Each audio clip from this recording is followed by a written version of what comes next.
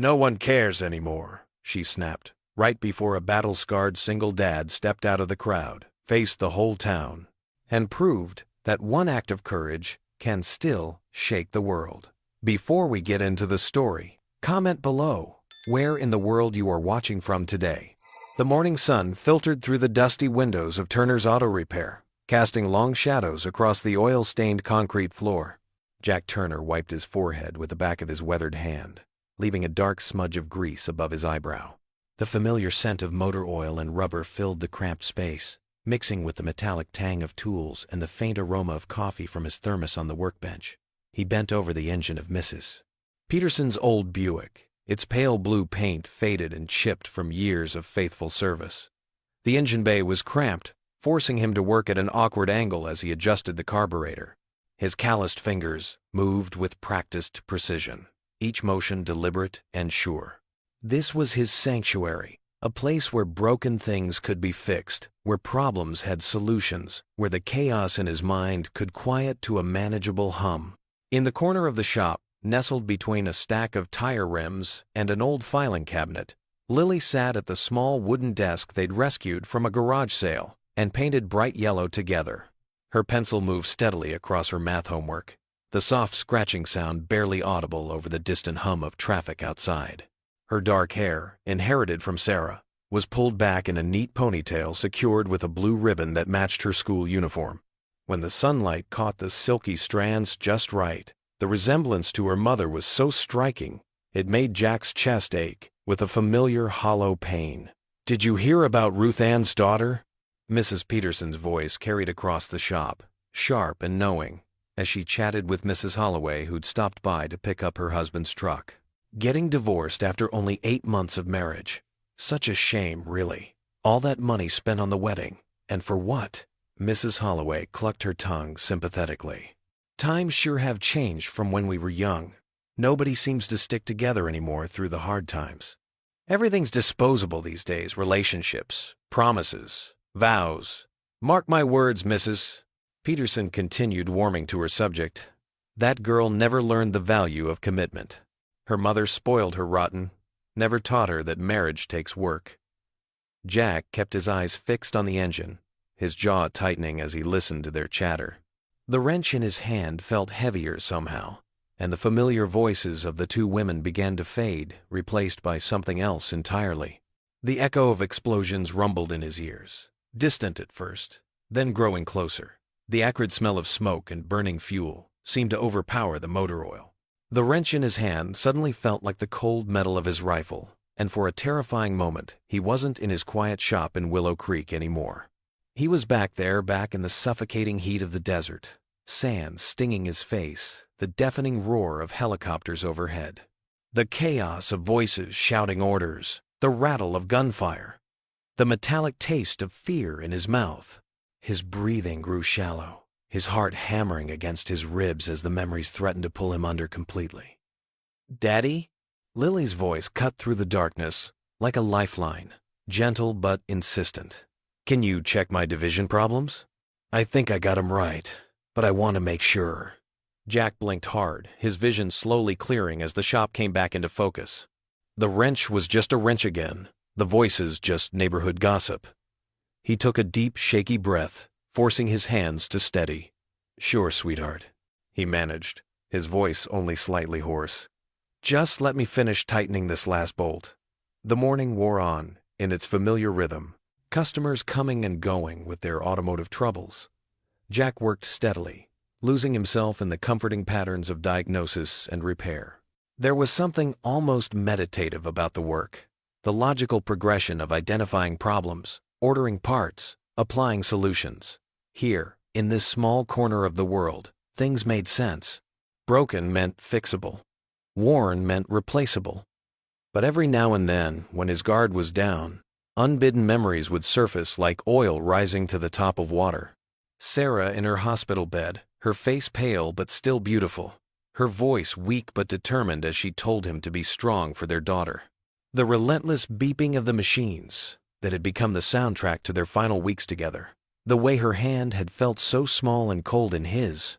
And then, that terrible, devastating silence. when the machines finally stopped. "Mr. Turner?" A gravelly voice interrupted his thoughts.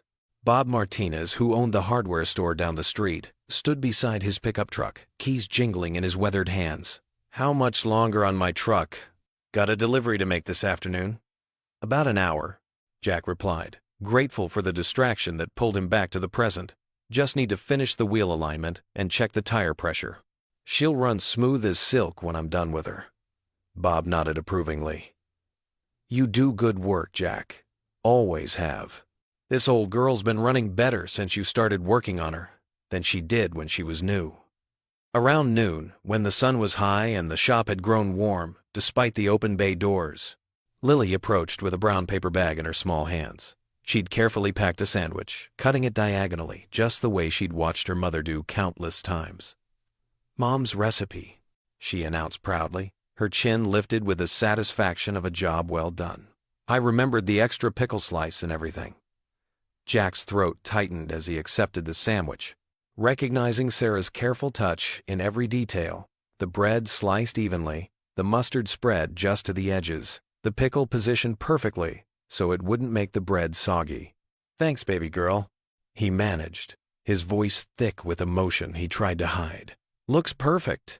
Lily beamed at the praise, settling beside him on an overturned crate to eat her own smaller sandwich.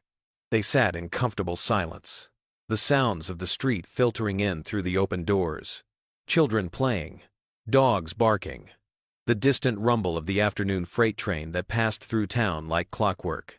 The afternoon passed in a steady blur of oil changes and brake repairs, the kind of routine work that paid the bills and kept food on their table. When Mr. Chen brought in his sedan with a rattling exhaust pipe, Jack welcomed the challenge of a more complex repair. When the last customer finally left as the sun began its descent toward the horizon, Jack locked up the shop with the same careful ritual he performed every day, checking each door twice, switching off each light individually. They climbed into his old pickup truck, its red paint faded to a dusty rose and its bench seat worn smooth by years of use. The engine turned over with a reliable rumble, ironic, since Jack kept every other vehicle in town running perfectly while his own truck held together through prayer and stubbornness. Their house wasn't much to look at from the outside, a modest two-bedroom ranch with aluminum siding that had seen better decades, but Sarah's loving touch was still everywhere for those who knew how to look. The flower boxes she'd installed beneath the front windows still bloomed with the perennials she'd carefully selected for their hardiness. The wind chimes she'd hung from the porch ceiling still sang their gentle melody with each passing breeze. The welcome mat she'd picked out during their first spring in the house, with its cheerful sunflower pattern, still lay positioned precisely where she'd placed it, though the colors had faded from countless seasons of sun and rain. Inside, the house wrapped around them like a familiar embrace. Jack heated up the tuna casserole that Mrs. Davidson from church had brought over earlier in the week, one of many meals that appeared regularly on their doorstep, the congregation's quiet way of caring for the widower and his daughter. While the casserole warmed in the oven, Lily carefully set the small dining table with their everyday dishes, arranging the napkins just so and filling their glasses with cold milk. Before eating, they joined hands across the narrow table, just as they always had when Sarah was alive, to complete their circle. The ritual felt both comforting and heartbreaking, a reminder of what they'd lost and what they still held dear. "Dear Lord," Jack began, his voice soft but steady, carrying the weight of a man who'd seen too much but still chose to believe. "Thank you for this food and for keeping us safe today. Thank you for the work that provides for us and for the people who care about us." He paused, struggling with the words he always added, the ones that never got easier to say. "And please watch over Sarah for us. Help us honor her memory by living with the same kindness she showed everyone. Amen." "Amen," Lily echoed solemnly, squeezing his calloused hand with her small, soft one before letting go. They ate quietly for a while, the only sounds the gentle scraping of forks against plates and the distant murmur of their neighbor's television through the thin walls. Jack noticed Lily glancing at him several times, her dark eyes thoughtful, clearly working up the courage to say something important. "Daddy?" she finally ventured, her voice carrying that particular tone children use when they're about to ask for something they're not sure they'll get. "What is it, sweetheart?" "Don't forget about tomorrow," she said carefully, watching his face for any sign of resistance. "Jack's." Fork paused halfway to his mouth, a piece of casserole balanced precariously on the tines. "Tomorrow? The Veteran Shelter Cleanup Day," Lily continued, her words coming faster now. "You promised we'd go help, remember, Mrs.? Wilson called last week and asked if we could volunteer." The fork completed its journey to Jack's mouth, but he barely tasted the food as he chewed slowly, buying time. He had promised, hadn't he? The thought of being around other veterans, of possibly having to talk about his own experiences or listen to theirs, made his stomach clench with familiar anxiety. The shelter was full of men who'd seen what he'd seen, who carried their own invisible wounds.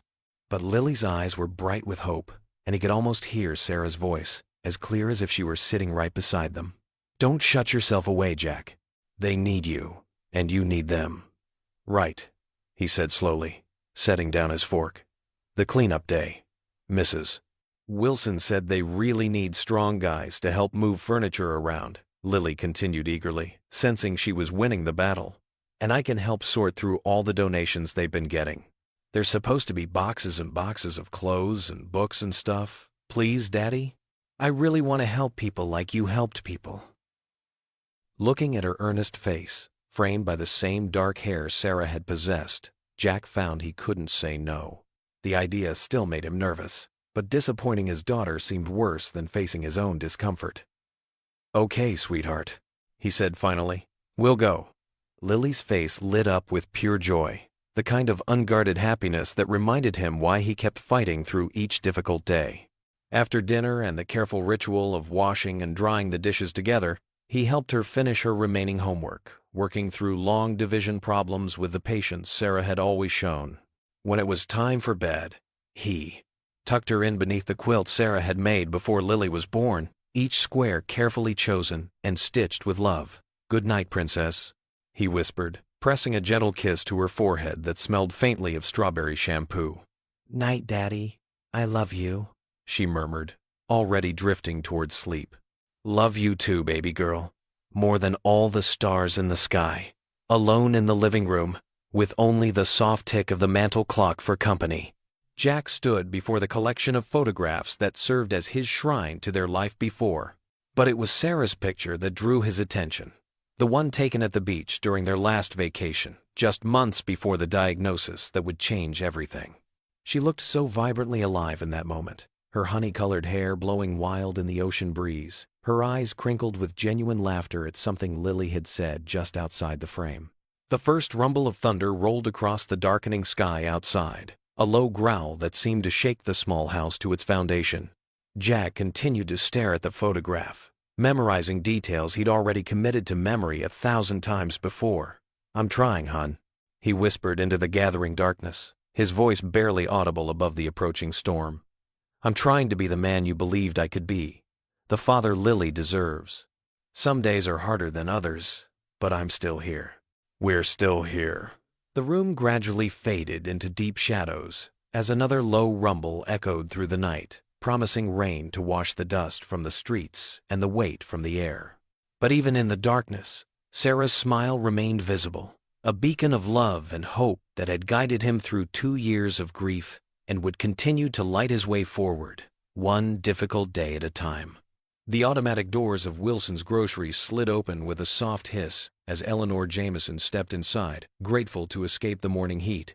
Her worn canvas shopping bag swung gently at her side as she grabbed a cart, its wheels squeaking against the linoleum floor. The store buzzed with the usual Saturday morning crowd, shopping carts clogging the aisles like cars in rush-hour traffic. "Excuse me," Ellie murmured, trying to squeeze past a woman blocking the produce section while talking on her phone. The woman didn't move, didn't even glance her way. Ellie sighed and carefully maneuvered around her, selecting a few ripe tomatoes and placing them carefully in her cart. As she moved through the store, she hummed softly, "Amazing Grace," her mother's favorite hymn. The familiar melody brought comfort, even if the lyrics seemed out of place in the rushed atmosphere of impatient shoppers and crying children. She offered a smile to a harried young mother struggling with twins, but received only a blank stare in return. The store had changed over the years, just like the town. Where there used to be friendly greetings and casual conversations between neighbors, now there were people staring at their phones, avoiding eye contact. Ellie remembered teaching many of these townspeople when they were children, back when respect and kindness weren't considered old-fashioned concepts. She was reaching for a loaf of bread when the commotion started near the store entrance. Harsh laughter cut through the usual grocery store sounds, followed by cruel words that made her stomach clench. "Get a job, you bum! Nobody wants you here!" Ellie's arthritis-stiffened fingers gripped her shopping cart as she made her way toward the front of the store. Through the glass doors, she could see a small group of younger adults. She recognized Tom Wilson, the store owner's son, and a few others she'd taught years ago, surrounding someone just outside the entrance. The someone was a man in weathered clothes, his gray beard unkempt, holding a small cardboard sign. Even from inside, Ellie could see the veteran's cap he wore, the edges frayed, but the emblem still. "Proud. Please," she heard him say, his voice barely carrying through the glass. "I'm not asking for money. Just something to eat." "Yeah, right," one of the women sneered. "Probably want it for booze." Ellie's cart forgotten, she pushed through the automatic doors, her heart pounding. "Stop this right now." Her teacher's voice emerged automatically, the tone that had quieted countless rowdy classrooms. "Have you no shame?" The group turned to her, surprise quickly morphing into amusement on their faces. Tom Wilson smirked, crossing his arms. "Stay out of this, Mrs. Jameson. This isn't your classroom anymore." "No, it's not," Ellie agreed, moving to stand between them and the veteran. "But I taught all of you better than this. This man served our country." "Oh, here we go," one of the women cut in, rolling her eyes. "The crazy old lady's going to give us a lecture about respect." Laughter rippled through the group.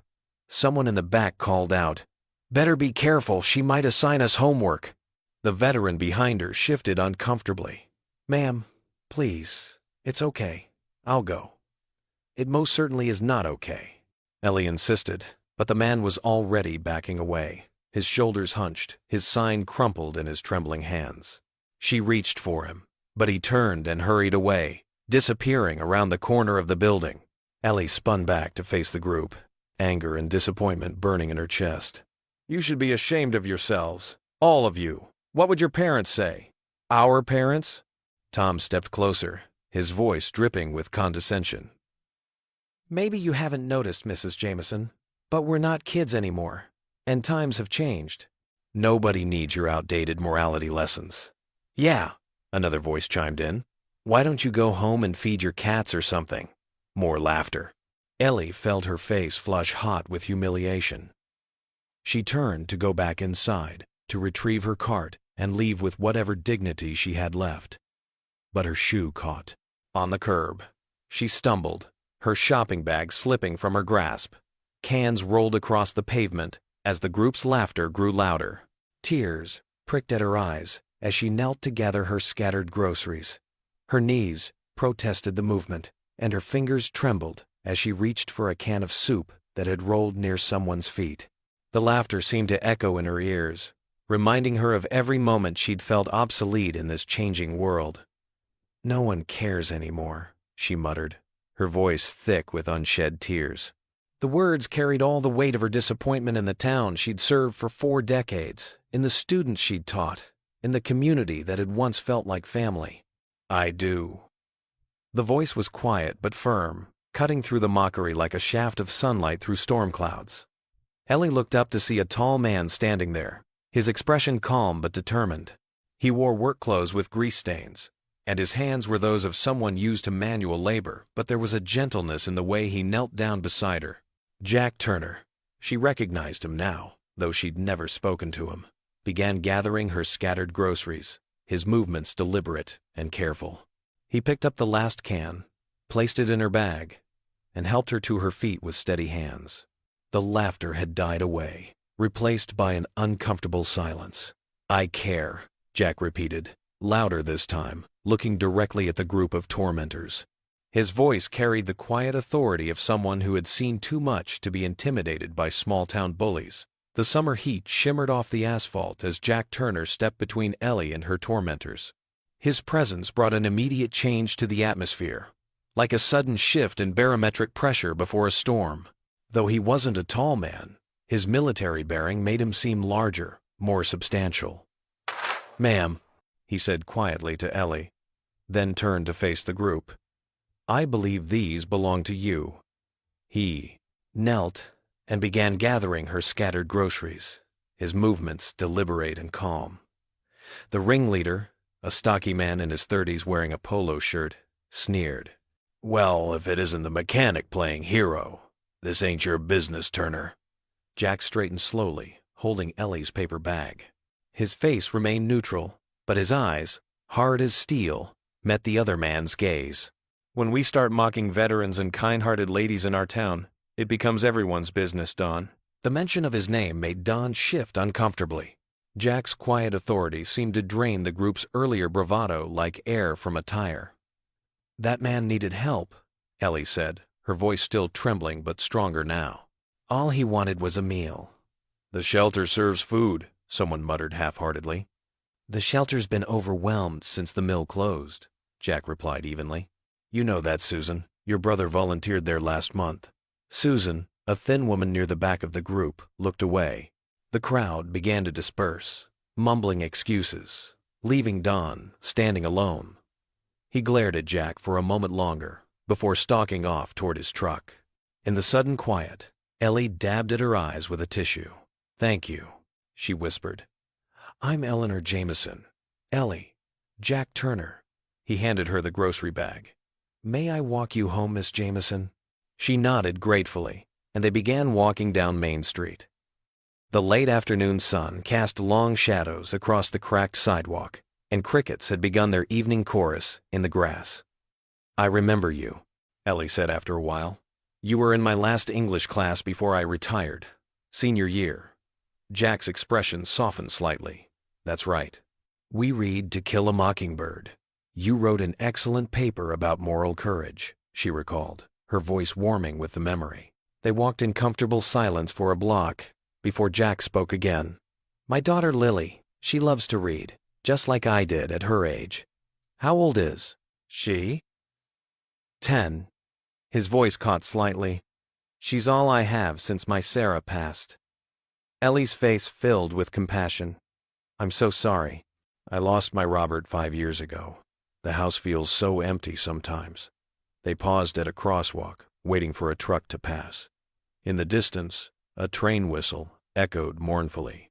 "It's hard," Jack admitted, "being alone, trying to raise her right in a world that seems to have forgotten what matters." "Like kindness," Ellie said softly. "Like kindness," he agreed. "And respect. Dignity." He glanced back toward the grocery store. "What happened back there?" "It's not right. The town's changed," Ellie sighed. "Or maybe I'm just getting old and bitter." "No, ma'am," Jack said firmly.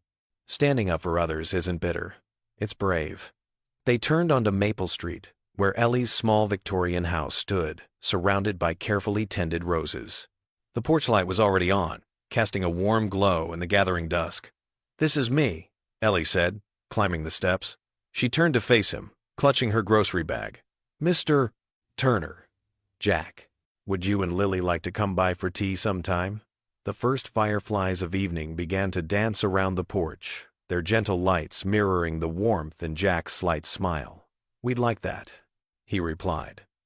The morning sun cast long shadows across Willow Creek's quiet streets as Jack Turner's old pickup truck rumbled down Maple Avenue. He'd just dropped Lily off at school, her cheerful, "Bye, Dad," still echoing in his ears. The familiar route home took him past Ellie Jameson's house, its white picket fence, usually a symbol of small-town charm. But today was different. Jack's hands tightened on the steering wheel as his eyes caught the ugly black letters sprayed across the pristine white planks. "Bitter old hag." The truck's brakes squealed as he pulled over. His jaw clenched tight. He sat there for a moment, engine idling, thinking about the grocery store incident 2 days ago, about Ellie's kindness toward the homeless veteran. about the mockery she'd endured for simply showing compassion. The spray paint was just another cruel punch, hitting someone already down. Without hesitation, Jack turned his truck around and headed to Henderson's hardware store. 20 minutes later, he was back with white paint, brushes, and a determined expression on his weather-worn face. The morning air was crisp as Jack set up his supplies. He didn't bother asking permission, some things just needed doing. The paint tin opened with a soft pop, and he stirred it carefully, remembering how he used to help Sarah pick colors for their home. "Always stir, never shake," she'd say with a smile. The first brush strokes felt satisfying, watching the hateful words disappear beneath clean white paint. Jack worked steadily, methodically, the way he approached everything in life. Each stroke erased a little more hatred, replaced it with something better. He was halfway done when he heard the screen door creak open behind him.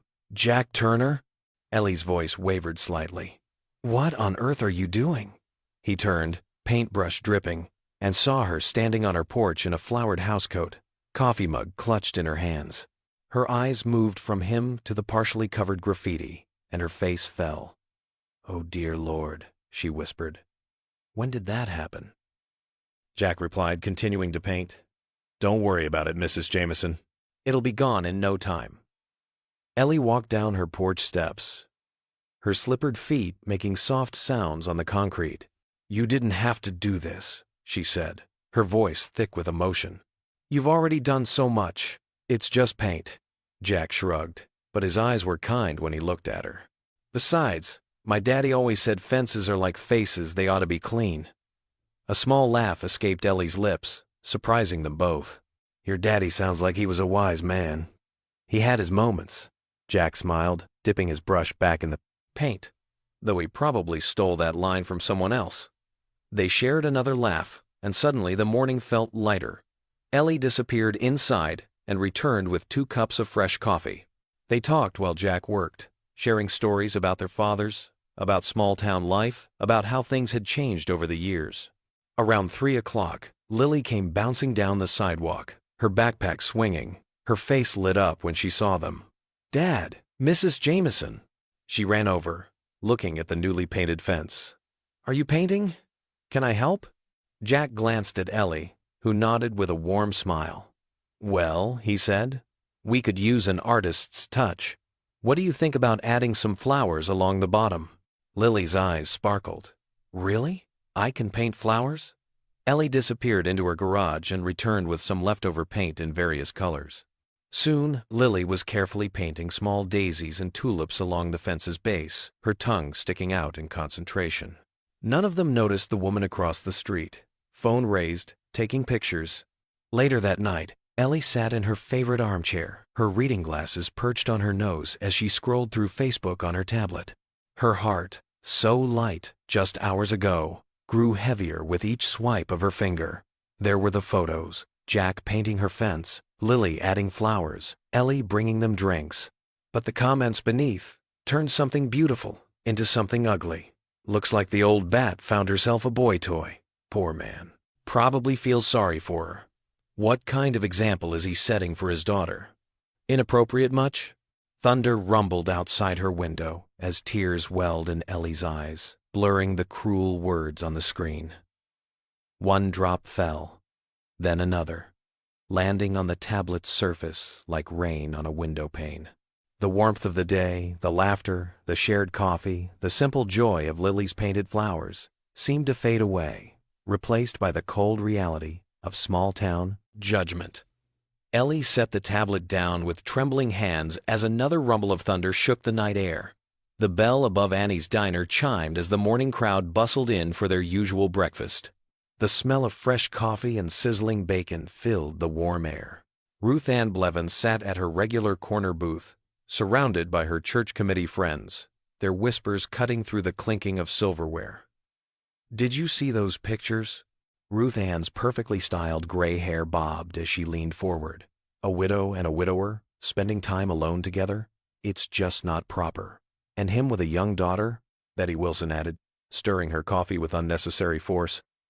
"What kind of example is that setting?"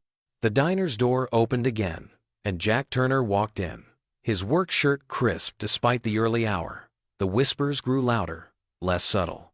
He stood at the counter, ordered his usual breakfast sandwich to go, and waited quietly. His shoulders were straight, but tension lined his jaw. "Morning, Jack," Sarah, the waitress, said softly. She handed him his paper bag, her eyes apologetic. Jack placed exact change on the counter. "Thanks, Sarah." He turned and walked out, his boots echoing on the linoleum floor. The whispers followed him like shadows. Later that morning, Jack's auto shop stood unusually quiet. 2 regular customers had called to cancel their appointments. Mrs. Henderson, who'd brought her car to him for years, claimed her nephew would handle her repairs from now on. Jack wiped his hands on a shop rag, leaving dark smudges that matched the heaviness in his chest. At the grocery store, Ellie pushed her cart down the cereal aisle, pretending not to notice how Mrs. Peterson hurried her children to the other side. The same people who'd smiled at her for 30 years now avoided her eyes. She reached for a box of cereal, her hand trembling slightly. Ellie, Martha James, her former teaching colleague, approached hesitantly. "I think maybe you should skip this week's reading circle at the library, just until things settle down." Ellie's throat tightened. "I've been reading to those children every Tuesday for 5 years. I know, but the parents have concerns." Martha's voice dropped to a whisper. "About you and Jack Turner." The fluorescent lights suddenly seemed too bright. Ellie abandoned her shopping cart and walked out, leaving Martha standing among the cheerful cereal boxes. At Willow Creek Elementary, Lily sat alone at lunch, her sandwich untouched. 2 girls from her class walked past, giggling behind their hands. "Hey, Lily," one called out. "Is that old lady going to be your new mom?" "My mom says it's weird," the other added. "Your dad hanging around Miss Jameson all the time." Lily's chin quivered, but she remembered what her mother had taught her about being brave. She picked up her lunch tray and moved to another table, her back straight like her father's. That afternoon, Jack found Lily in her room, homework spread across her bed but her pencil still. Her eyes were red. "Want to talk about it, sweetheart?" He sat beside her, the bed creaking under his weight. "The kids at school." Lily's voice wavered. "They said mean things about you and Miss Ellie.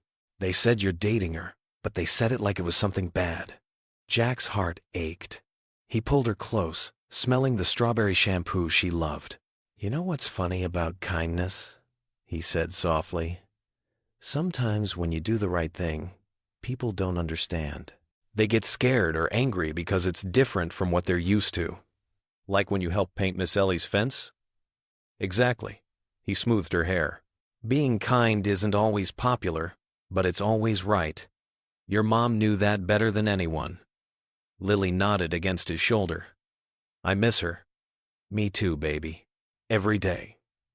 Across town, Ellie sat in her darkened living room, watching the sunset paint the walls gold. Her phone showed 3 missed calls. From the library board. She'd been teaching reading there since retirement, but now she wrapped her arms around herself, guilt weighing heavy in her chest. Maybe if she stayed away from Jack and Lily, the rumors would die down. Maybe their lives could go back to normal. The doorbell rang, startling her from her thoughts. Through the window, she saw Jack standing on her porch, holding what looked like takeout bags from Mario's Italian restaurant. When she opened the door, he held up the bags. "Thought you might be hungry." His eyes were kind but determined. "If we stop caring because people talk, then they win." Ellie hesitated, one hand still on the doorknob. The aroma of garlic bread wafted from the bags, and something else, the scent of compassion, of friendship, offered freely, despite the cost. She stepped back, opening the door wider. "Come in, Jack," she said softly, and for the first time that day, her smile reached her eyes. The aroma of fresh-baked lasagna wafted through Ellie's small kitchen. She hadn't cooked for anyone in years, and her hands trembled slightly as she pulled the steaming dish from the oven. Jack and Lily sat at her worn oak table, the evening light streaming through lace curtains that had hung there since 1985. "It smells amazing, Mrs. Jameson." Lily's eyes sparkled as she bounced in her chair. "Please, dear, call me Ellie." She set the dish on a potholder, her cheeks warming at the compliment. "Though I warn you, I'm a bit out of practice with cooking for company." Jack smiled. the corners of his eyes crinkling. Can't be worse than my attempts at mac and cheese. Dad burns everything, Lily Stage whispered, earning a playful hair ruffle from her father. Hey now, I make a mean peanut butter sandwich. Jack's mock defensive tone brought genuine laughter from Ellie, the first real laugh she'd had since the scandal began. They settled into an easy rhythm as they passed the salad bowl and broke warm garlic bread. The tension of the past few days seemed to melt away within these walls, replaced by the simple pleasure of shared food and company. This is wonderful, Jack said between bites. Sarah used to make lasagna too, though never quite this good. His voice caught slightly at his wife's name, but his smile remained gentle.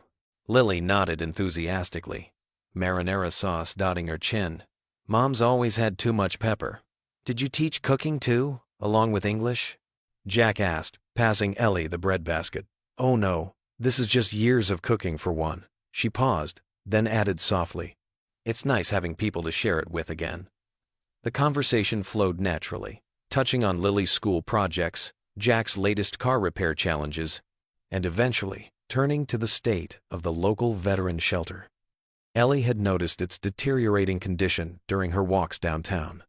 The roof's getting worse, Jack mentioned, his expression growing serious. Saw water damage last time I dropped off some supplies. They're struggling to find volunteers for repairs. Ellie set down her fork, straightening in her chair. Why don't we help? I mean, together? The words tumbled out before she could second-guess them. I could teach some basic reading and writing classes. So many veterans struggle with paperwork for benefits, and she stopped, suddenly self-conscious. But Lily clapped her hands.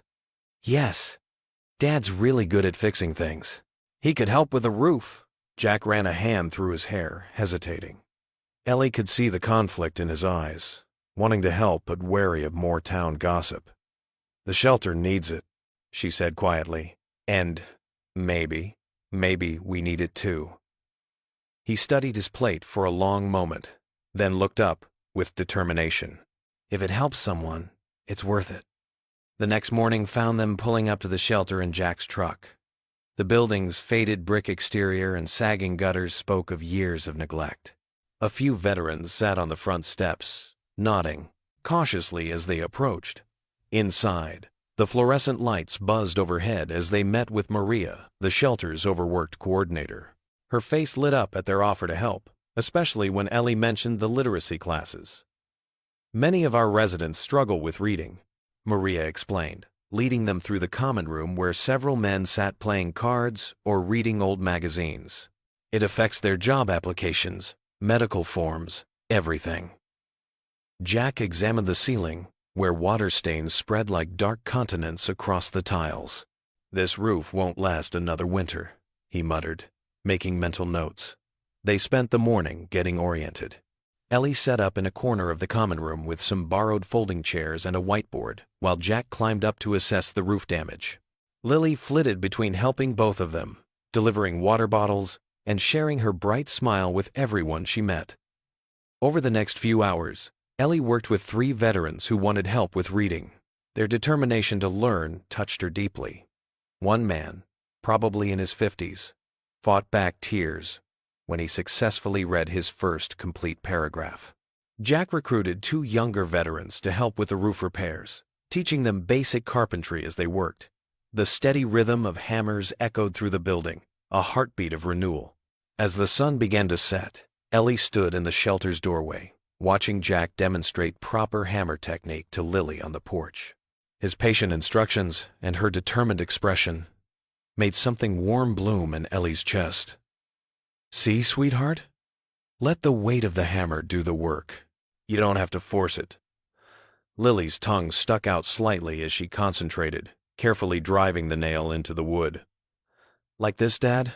Perfect. Jack's proud smile matched his daughter's beaming face. Ellie leaned against the doorframe, taking in the scene before her. The golden evening light cast long shadows across the porch, and somewhere nearby, a mourning dove called softly. Despite everything, the gossip, the stares, the cruel words, they were here, making a difference. Maybe people still do care, she whispered, more to herself than anyone else, as the day's last rays painted the sky in shades of hope. The late afternoon sun cast long shadows through the shelter's dusty windows as Ellie stood before a small group of veterans. Her old teacher's easel, rescued from her garage, held a worn whiteboard with neat handwriting. 6 men sat in mismatched chairs, their faces a mix of uncertainty and quiet hope. "Today, we'll start with something simple," Ellie said, her voice gentle but clear. She'd taught for 35 years, but these nervous butterflies in her stomach felt like her first day all over again. "We're going to read a story together." Outside, the steady rhythm of Jack's hammer rang out as he worked on the shelter's creaky porch. The familiar sound gave Ellie courage.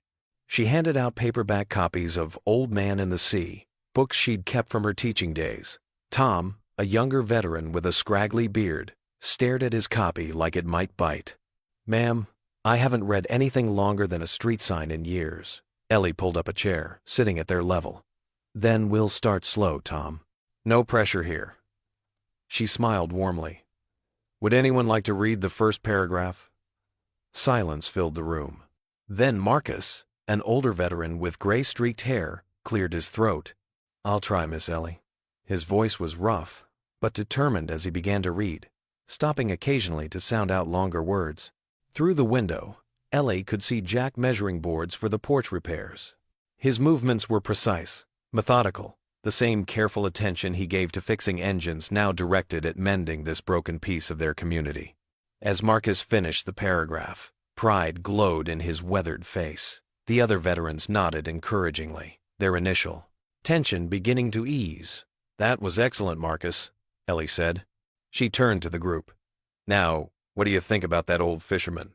Reminds me of all of you, stronger than you know." The discussion that followed started hesitantly, but grew more animated.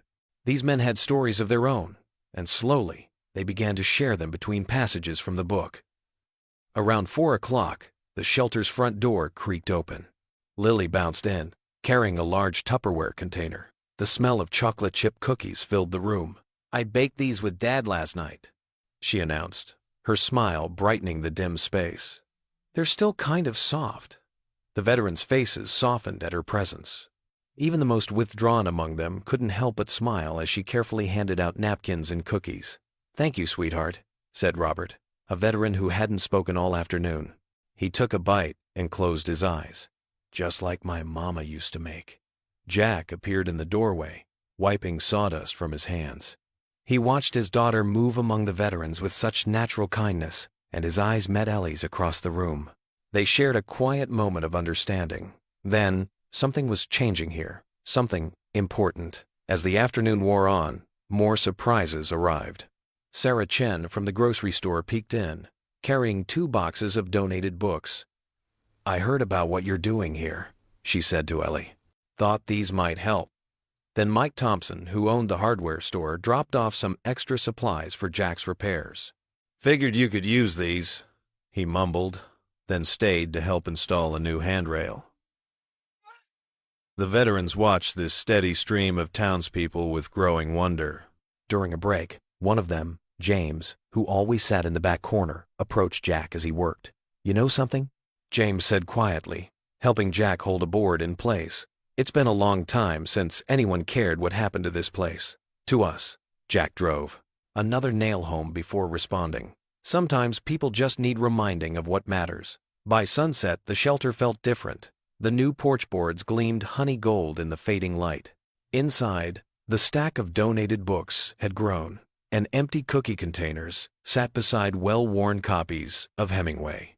The veterans lingered, reluctant to leave this warm space where they'd found unexpected fellowship.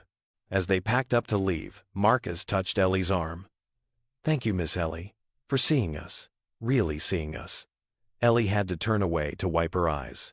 Jack pretended not to notice as he gathered his tools, but his own throat felt tight. Later that night, Jack tucked Lily into bed. Her room was cozy, walls covered with her drawings, including a new one of the shelter, complete with stick figures of veterans holding books. "Daddy?" Lily asked, clutching her stuffed rabbit. "Do you think being kind can fix people?" Jack sat on the edge of her bed, considering her question. The day's events played through his mind. The veterans finding their voices, the townspeople dropping by with donations, the way Ellie's gentle patience had drawn out even the most reluctant reader. He thought of his own broken pieces, slowly mending through these small acts of care. He smiled, stroking his daughter's hair. It's the only thing that ever does. The Saturday morning sun warmed the red brick facade of the Willow Creek post office as Jack Turner pulled his weathered pickup into a parking spot. Lily bounced in the passenger seat, clutching a handful of letters they'd collected from veterans at the shelter, messages to far-off family members they hoped to reconnect with. "Look, Daddy. There's Grandma Ellie!" Lily pointed through the windshield. Ellie stood near the post office steps, sorting through her mail. Her gray hair caught the morning light, and she wore a simple floral dress that made her look younger somehow. But Jack's stomach tightened when he spotted Ruth Ann. Blevins approaching from the opposite direction, her church hat perched high like a crown. "Be nice," Jack whispered to himself, echoing what he often told Lily. As they stepped out of the truck, Ruth Ann's lips pressed into a thin line. She clutched her purse closer, as if their mere presence might contaminate it. But then Lily skipped forward, her pigtails bouncing. "Good morning, Mrs. Blevins," Lily chirped. "I love your hat. It has such pretty flowers." Ruth Ann's stern expression wavered. "Why, thank you, Lily." She touched the silk roses self-consciously.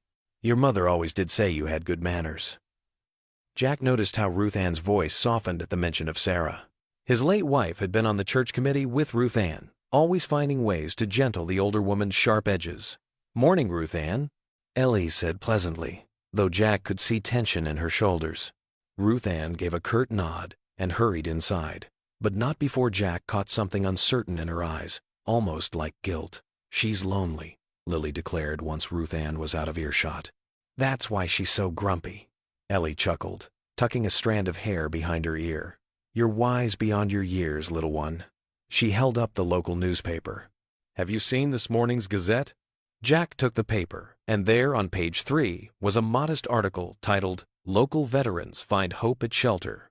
Below it was a photo of Jack teaching a young veteran how to repair a car engine, while Ellie sat nearby helping another with reading practice. Through the combined efforts of local residents, Jack Turner and Eleanor Jameson, Jack read aloud. "The struggling veterans shelter has become a place of learning and healing." He smiled. "They made us sound pretty good. Keep reading," Ellie urged, her eyes bright. "Anonymous donors have begun contributing to the shelter's renovation fund," Jack continued. "Last week's donations totaled over $500. He lowered the rang. "Paper. Well, I'll be." Lily clapped her hands. "That means we can fix the leaky roof." "It's a start," Jack agreed, folding the paper carefully. "Would you like to join us for coffee, Ellie?" The diner's quiet this time of morning. 20 minutes later, they sat in a corner booth at May's Diner. Lily colored quietly, while Jack and Ellie talked over steaming mugs of coffee. The morning crowd hadn't arrived yet, leaving them in peaceful semi-privacy. "Sarah loved this place," Jack said suddenly, running his finger along the rim of his cup. "She'd bring Lily here every Saturday morning for pancakes, even during the chemotherapy." Ellie reached across the table and squeezed his hand briefly. "Tell me about her?" Jack took a deep breath. "She was sunshine. That's the best way I can describe her. Even at the end, when the pain was worst, she'd find ways to make the nurses laugh." He swallowed hard. "I could fix engines all day long, but I couldn't fix her." "Oh, Jack," Ellie whispered. "Sometimes I think that's why I push so hard at the shelter," he admitted. "Every person we help feels like I'm doing what I couldn't do for her." Ellie nodded, understanding in her eyes. "I know something about that kind of guilt. When I retired early, I felt like I was abandoning my students." She stirred her coffee slowly. "Teaching was my whole life. But the pressure, the politics, the endless testing. I burned out. Couldn't even look at a classroom without panic attacks." "That must have been hard," Jack said softly. "I felt like such a failure," Ellie continued. 35 years of teaching, and I couldn't even make it to the finish line properly. But these veterans were helping. They're teaching me that it's never too late to make a difference." Jack noticed how the morning light caught the silver in her hair, how her eyes still held that teacher's spark, when she talked about helping others. Their friendship had grown into something precious, not romance, but a wan, deep understanding that filled empty spaces in both their hearts. Look what I made. Lily held up her coloring page, a bright rainbow arching over stick figures holding hands. That's beautiful, sweetheart, Ellie said. Who are the people? That's Daddy, and me, and you. Lily pointed to each figure. And the rainbow is like hope. That's what my teacher says rainbows mean. Jack caught Ellie's eye over Lily's head, sharing a warm smile. Later, as the sun began its descent, they stood in the shelter's newly repaired front room. Ellie pulled something from her bag, a simple frame holding elegant calligraphy. This hung in my classroom for 20 years, she said, handing it to Jack. I think it belongs here now. Jack read the words aloud. Be kind, for everyone you meet is fighting a hard battle. He ran his fingers over the frame's worn edges. Thank you, Ellie. This is perfect. Lily Turner burst through the front door of their modest home, her backpack bouncing wildly against her shoulders. Her face glowed with excitement as she waved a bright yellow paper in the air. Jack looked up from the bills he'd been sorting at the kitchen table, his worried expression melting into a smile at his daughter's enthusiasm. Dad, look what we got at school today. Lily rushed over, nearly knocking over his coffee cup in her haste to show him the paper. It's an essay contest! Jack steadied the cup and took the flyer from her hands. Slow down there, sweetie. Let me see what's got you so worked up. His eyes scanned the page, reading aloud. Why Caring Still Matters, a community essay contest for elementary students. Can I enter, please? Lily clasped her hands together, bouncing on her toes. Her brown eyes, so much like her mother's, sparkled with hope. Jack set the paper down and pulled out a chair for her. Of course you can. Come sit and tell me what you're thinking about writing. Lily plopped down in the chair, her feet swinging beneath the table. I want to write about Miss Ellie, she declared without hesitation. Jack's eyebrows rose. Miss Ellie? Yeah. Lily nodded emphatically. Remember when those mean people wrote on her fence, and you helped paint over it? And now she teaches the veterans to read better, and she always brings cookies to the shelter, and she listens to everyone's stories. She took a deep breath. That's what caring looks like, right? Jack felt a warmth spread through his chest. You're right, sweetheart. Miss Ellie does show us what caring looks like. They spent the next hour at the kitchen table, Lily excitedly sharing her ideas while Jack jotted them down on notebook paper. The afternoon light filtered through the window, casting a golden glow over their work session.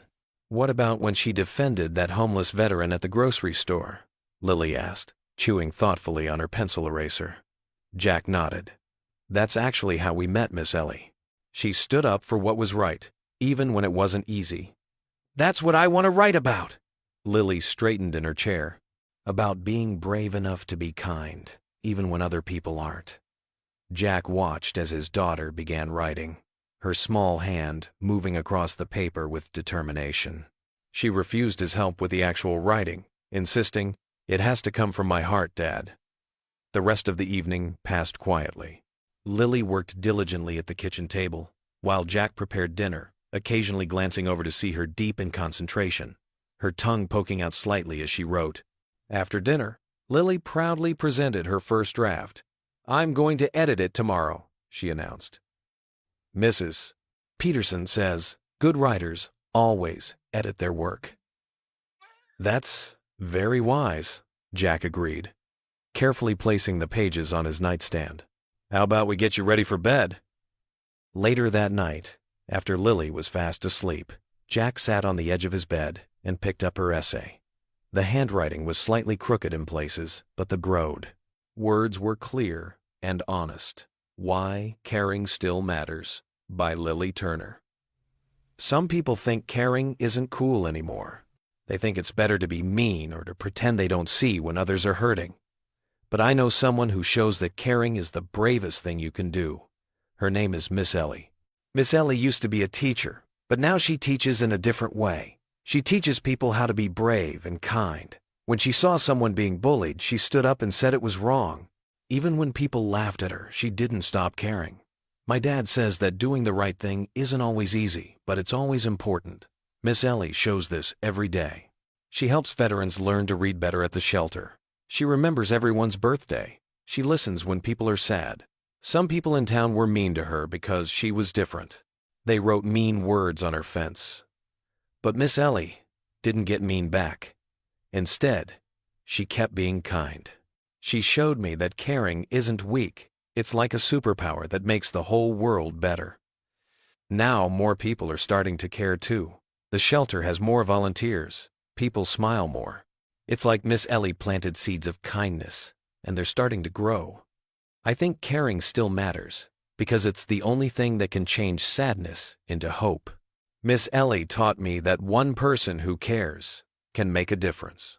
And if we all cared a little more, imagine how beautiful our town could be.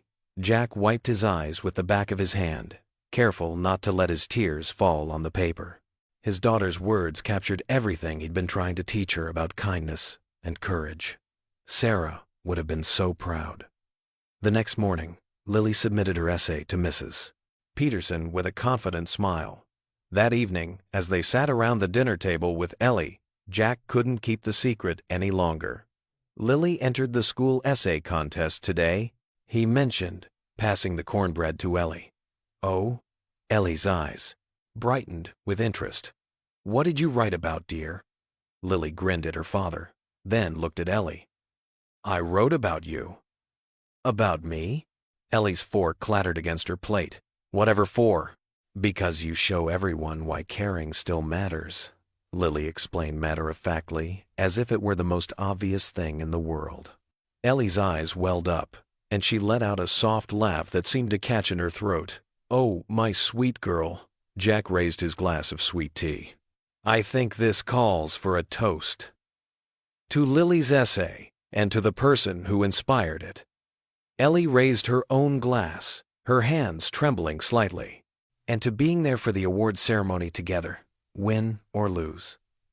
Their glasses clinked gently, and Lily beamed at them both, her face glowing with pride and love. The school gymnasium buzzed with nervous energy that Saturday morning. Folding chairs squeaked against the polished floor as parents and teachers filed in, filling row after row beneath the fluorescent lights and faded championship banners. Jack Turner sat near the front, his work shirt freshly pressed despite the lingering scent of motor oil. His fingers drummed anxiously against his knee. Ellie Jamieson settled into the chair beside him, her silver hair neatly pinned back, wearing her favorite powder blue cardigan. She reached over and patted his hand. She'll do wonderfully, she whispered. The principal, Mr. Henderson, stepped up to the microphone, tapping it twice. The feedback echoed through the gym, causing several people to wince. Welcome everyone to our annual Willow Creek Middle School essay contest. His voice carried across the packed room. This year's theme was Why Caring Still Matters. Jack spotted Ruth Ann Blevins in the third row, her church hat tilted at its usual precise angle. She caught his eye, and, to his surprise, gave a small nod. The contestants sat in a nervous line on metal folding chairs near the podium. Lily wore the dress she'd picked out special for today, yellow with white daisies, her mother's favorite flowers. Her hands clutched her essay pages, slightly crumpled from constant reading and rereading. And now, Mr. Henderson continued, we'll announce our winners, starting with honorable mentions. Jack held his breath as each name was called. Lily sat perfectly still, her face a mirror of Sarah's quiet determination. 2 honorable mentions, 3rd place, 2nd place. With each announcement, Jack's heart beat faster. And 1st place, Mr. Henderson paused, smiling, goes to Miss Lily Turner for her essay, The Courage to Care. The gym erupted in applause.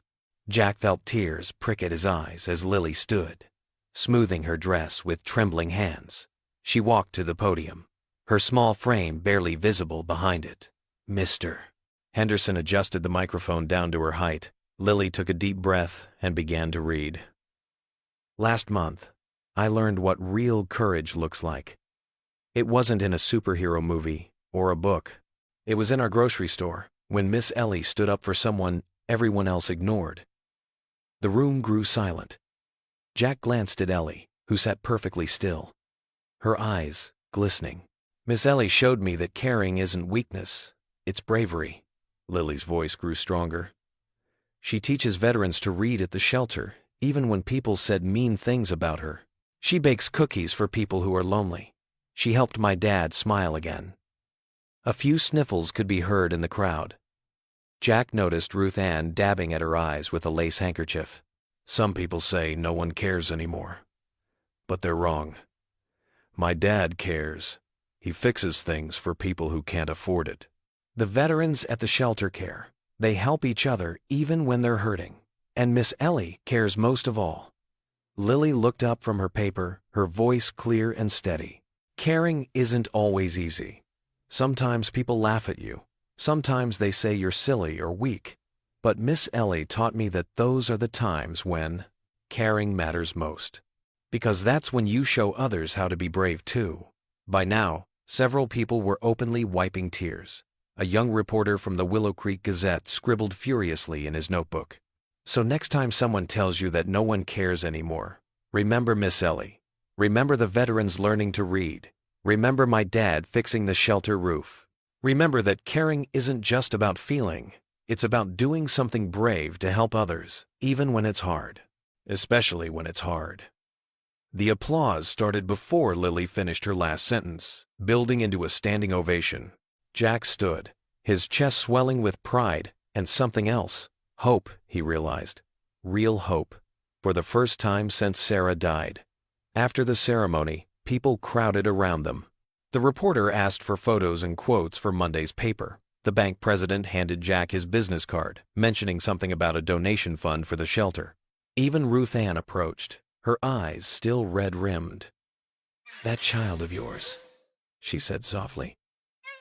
"She sees right into the heart of things, doesn't she?" The gymnasium slowly emptied as the afternoon light slanted through the high windows. Lily clutched her blue ribbon and certificate, accepting hugs and congratulations with shy grace. Outside in the parking lot, the spring air was sweet with blooming dogwood. Lily ran ahead to show her ribbon to her best friend, leaving Jack and Ellie standing by his old pickup truck. Ellie turned to him, her eyes bright. "You've made me proud," she said simply, pulling him into a warm hug. Jack's voice was rough with emotion as he pulled back. "No, ma'am," he replied softly. "You made me believe again." Jack's phone buzzed angrily at 6 a.m., jolting him from a restless sleep. 3 missed calls already lit up his screen. Rubbing his eyes, he sat up in bed, his heart racing as message notifications kept popping up. Something was wrong. "Dad!" Lily's voice called from downstairs. "Someone's at the door!" Still in his old t-shirt and sweatpants, Jack hurried down the creaking stairs. Through the front window, he could see Tom Wilson, one of his regular customers, pacing on the porch with a phone in his hand. "Hold on," Jack called out, opening the door. "Tom? What's going on?" Tom's face was red with embarrassment. "Jack, I hate to be the one, but you need to see this." He held up his phone, showing a social media post that made Jack's stomach drop. There was a photo of him and Ellie at the essay contest, but it had been edited. What was originally an innocent moment of celebration now looked intimate, with added shadows and a suggestive caption, "Town Hero" or "Home Wrecker." The truth about Jack Turner and Eleanor Jameson. "I know it's not true," Tom said quickly. "But it's all over town. Ruth Ann shared it in the church group and, well," Jack's phone buzzed again. This time it was Marcus from the Veterans Shelter's Board of Directors. "Jack, we need to talk." The shelter's biggest donor just pulled out, citing moral concerns. The room seemed to tilt. Jack gripped the doorframe, his breathing becoming shallow. The familiar tightness in his chest returned. The same feeling he'd had in Iraq when, no, not now. He forced himself to focus on Tom's voice. "I'll still bring my truck in next week," Tom was saying. "But some folks, they're not so understanding." After Tom left, Jack's phone kept ringing. Each call brought worse news. 3 volunteers canceled their shelter shifts. 2 more customers postponed their repairs indefinitely. The local paper wanted a comment on the developing situation.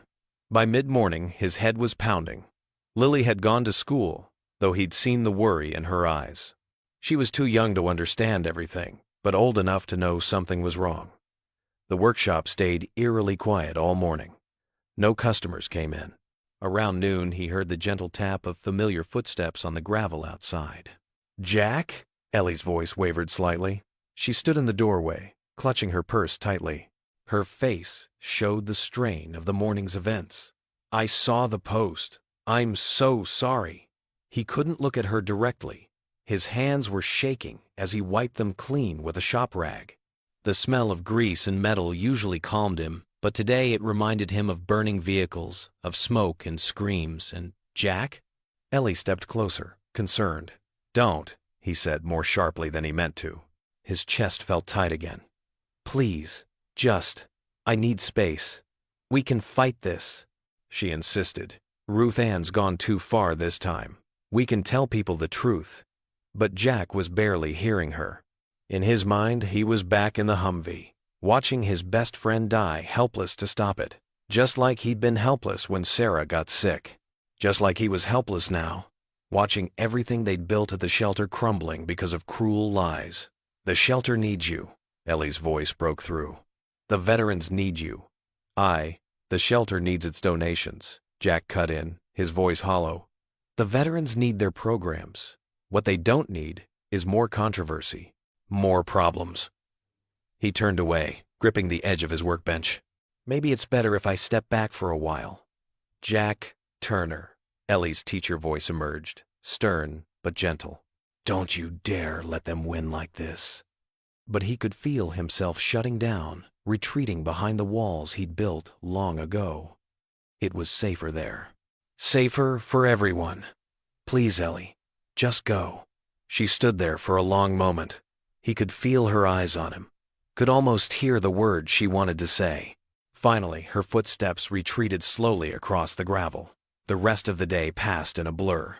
Jack went through the motions of closing up shop, though there had been no work to do. He picked up Lily from school, made dinner, helped with homework, all while feeling like he was watching himself from a distance. That night, sleep wouldn't come. Every time he closed his eyes, the memories flooded back. Iraq, Sarah's hospital room, the cruel comments online. Around midnight, he gave up and sat in his garage, staring at old photos of happier times. His phone buzzed one last time. A text from Marcus. "Board meeting tomorrow. Need to discuss your role at shelter." Jack turned the phone off and buried his face in his hands. Miles away in her modest home, Ellie knelt beside her bed, just as she had every night for decades. But tonight, her prayers carried a special urgency. "Lord," she whispered into the darkness, "don't let him lose hope again." Her words seemed to hang in the still air as a siren wailed somewhere in the distance, its lonely cry echoing through the night. The midnight sky over Willow Creek shattered with the piercing wail of sirens. Jack bolted upright in bed, his military instincts kicking in before his mind fully woke. Red and blue lights flashed through his bedroom window, casting eerie shadows on the walls. His phone exploded with notifications. "Fire at veteran shelter. Emergency response needed." Jack's heart stopped. Without thinking, he sprinted down the stairs, not even bothering with shoes.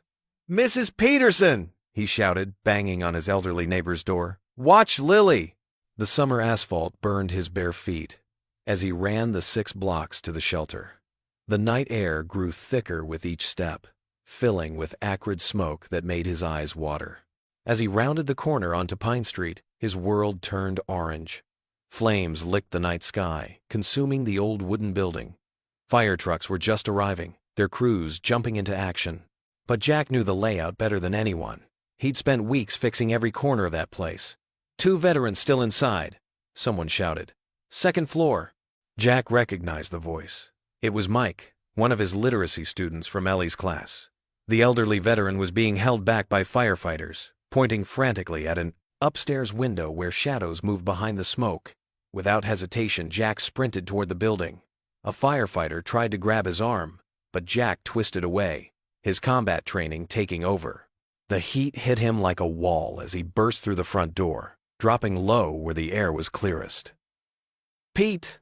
Walter!" he shouted, remembering the two veterans who slept upstairs. The smoke burned his lungs, but he pushed forward, crawling up the stairs on his hands and knees. The wooden steps groaned under his weight. The second floor was a maze of fire and shadow. Jack heard coughing from the far room, where they'd just fixed the window last week. Pushing through the heat, he found Pete first, slumped against a wall. "I got you, soldier," Jack grunted, hoisting the unconscious man over his shoulder in a fireman's carry. The stairs creaked dangerously as he descended, depositing Pete with the paramedics outside before turning back. The building was groaning now, timbers cracking in the intense heat. Jack's lungs screamed for clean air, but Walter was still up there.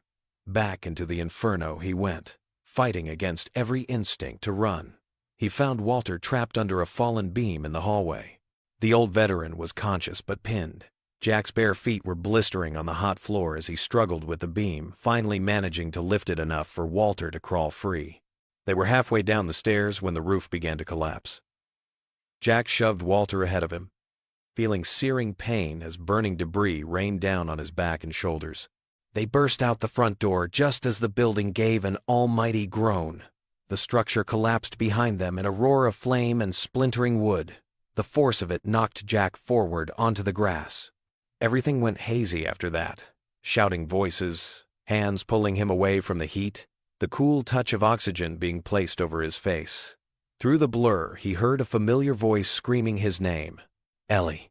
She appeared above him, her face streaked with tears, her gray hair wild around her shoulders. She must have run here in her nightgown, just as he had come barefoot. "Jack! Oh God, Jack!" She grabbed his hand, and he felt the gentle squeeze of her fingers through the fog of pain. The paramedics were working around them, cutting away his smoke-damaged shirt, treating the burns on his back. He had to know. Had to make sure it wasn't for nothing. His throat felt like he'd swallowed glass, but he forced the words out anyway. "Did they make it?" he whispered. Through her tears, Ellie nodded, squeezing his hand tighter. "You saved them, Jack." He closed his eyes then, letting the pain medication pull him under. The last thing he felt was Ellie's hand in his, an anchor in the darkness, as solid and real as the ground beneath him. The sirens faded to a distant wail, and the night that had burned so bright slowly dimmed to black. The sterile hospital room felt too white, too quiet, except for the steady beeping of monitors. Ellie sat in the worn visitor's chair, her weathered hands clutching another of Lily's colorful get-well cards. Sunlight filtered through thin curtains, casting soft shadows across Jack's bandaged form. 3 days had passed since the fire, and Jack had drifted in and out of consciousness. The doctors said he'd been lucky. The smoke inhalation could have been worse, and his burns would heal. But seeing him like this, vulnerable and still, made Ellie's heart ache. "I brought you another masterpiece from Lily," she said softly, even though she wasn't sure if he could hear. She placed the card on his bedside table, joining the small collection that had grown there. "She used extra glitter on this one. Says it'll help you shine your way back to us." The steady rhythm of the heart monitor filled the silence. Ellie reached out and gently patted Jack's unbandaged hand, careful to avoid the IV line. His skin felt warm, too warm still, but better than yesterday. "The veterans you saved are doing well," she continued, her voice thick with emotion. "Tommy and Marcus, they've been asking about you.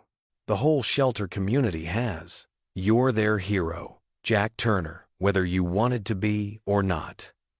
A slight movement caught her attention. Jack's fingers twitched, and his eyes fluttered open, struggling to focus. "Ellie?" His voice was raspy, barely above a whisper. "I'm here." She leaned forward, squeezing his hand gently. "Don't try to talk too much. You've been through quite an ordeal." Jack swallowed hard, his throat visibly working. "Lily? She's at school, but she'll be here after. That girl of yours is something special. She's been so brave through all this." A ghost of a smile crossed Jack's cracked lips, but then his expression grew serious, almost pained. "I'm sorry," he managed, each word seeming to cost him effort. "I almost gave up again.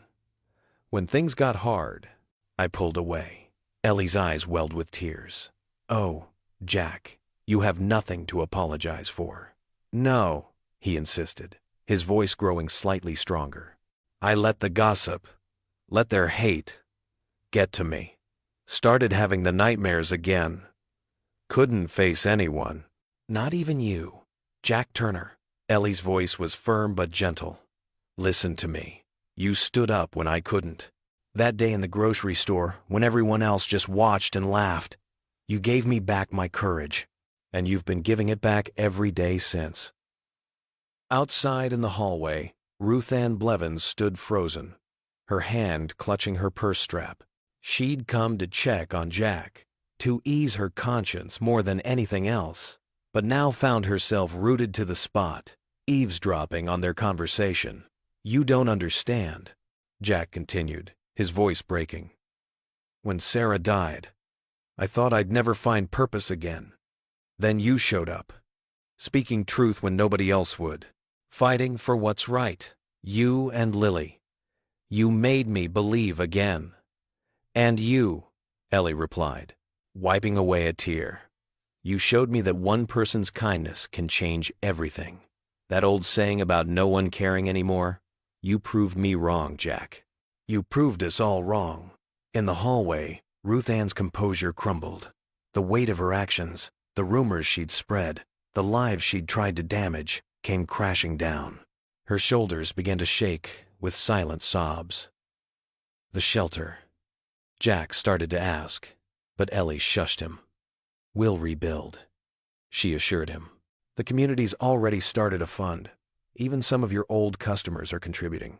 People are finally remembering what it means to care." Ruth Ann couldn't bear to listen anymore. Her heels clicked rapidly against the linoleum as she hurried down the corridor, vision blurred by tears. She found herself pushing open the door to the hospital chapel, its quiet darkness welcoming her. The small room was empty, lit only by a few flickering candles. Ruth Ann's knees gave out as she reached the front pew. She sank down, her perfectly coiffed hair coming undone as she bowed her head. "Lord," she whispered, her voice breaking, "I was wrong. So terribly wrong." Her shoulders shook with fresh sobs as the full impact of her actions washed over her. The shame, the guilt, and finally, the desperate need for forgiveness overwhelmed her proud heart. The chapel's silence held her grief as she knelt there, mascara running down her cheeks, her carefully maintained facade crumbling in the face of true grace and courage she'd witnessed between Jack and Ellie. The candles flickered, casting dancing shadows on the walls, as Ruth Ann Blevins began her own journey back to compassion. The old wooden doors of Willow Creek First Baptist Church creaked open as people filed in, their whispers echoing off the high ceiling. Morning light streamed through stained glass windows, painting rainbow patterns across worn wooden pews. The air felt heavy with anticipation. Ruth Ann Blevins stood at the podium, her usually perfect hair slightly disheveled, her hands trembling as they gripped the smooth wood. She'd called this meeting herself, and now faced nearly 200 townspeople, the largest gathering anyone could remember since last Christmas. "I've done something terrible," she began, her voice cracking. The microphone squealed slightly, making several people wince. "For weeks now, I've been spreading lies about two of the finest people in our community." The church fell silent. Even the children, who usually squirmed during Sunday service, sat still. Near the back, Jack Turner sat in a wheelchair. His daughter Lily perched protectively beside him. His arms and chest were still wrapped in bandages, visible beneath his button-down shirt. His face showed the strain of being out of the hospital so soon, but his eyes remained steady, focused on Ruth Ann. "I let jealousy poison my heart," Ruth Ann continued, tears now flowing freely down her cheeks. "I watched Eleanor Jameson and Jack Turner show this town what real Christian kindness looks like, and instead of joining them, I tried to tear them down."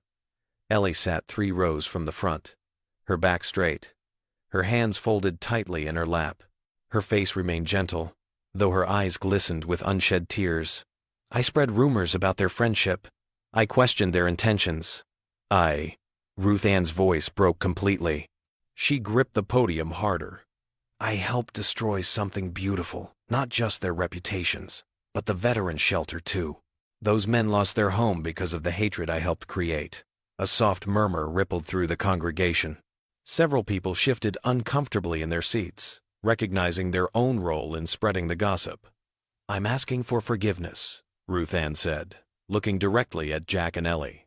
"Not just from you two, but from everyone here. And I'm asking for help to make this right." She pulled out a piece of paper from her purse, unfolding it with shaking hands. "I've already spoken to the bank. I'm donating half my savings, $25,000, to rebuild the shelter. But it's not enough. We need to come together as a community." Mayor Thompson stood up from his seat in the front row. "The town council will match Ruth Ann's donation," he announced, "and we'll fast-track all the building permits needed." Like dominoes falling, others began standing up too. "I can donate lumber from my supply store," called out Bob Wheeler. "My construction crew will volunteer labor," added Mike Davidson. "The Ladies' Auxiliary will organize fundraising dinners," declared Martha Jenkins. Each offer brought more tears to Ruth Ann's eyes. She stepped away from the podium, making her way down the aisle toward Jack and Ellie. The click of her heels echoed in the sudden quiet. She stopped first in front of Jack's wheelchair. "I'm so sorry," she whispered. "You nearly died because of what I started." Jack reached out and took her hand, his grip firm despite his weakness. "We all make mistakes, Ruth Ann," he said quietly. "It's what we do to fix them that matters." She turned to Ellie next, but before she could speak, Ellie had already risen and pulled her into a tight embrace. The two women held each other, decades of small-town rivalry dissolving in tears and forgiveness. Reverend Matthews cleared his throat from the pulpit. "Miss Jameson," he called out, "would you share a few words with us?" Ellie released Ruth Ann and made her way to the front. She didn't need the podium. Her years of teaching had given her a voice that could carry to the back of any room. "You know," she began, looking out at the familiar faces, "I've lived in Willow Creek my whole life. I taught most of you, or your children.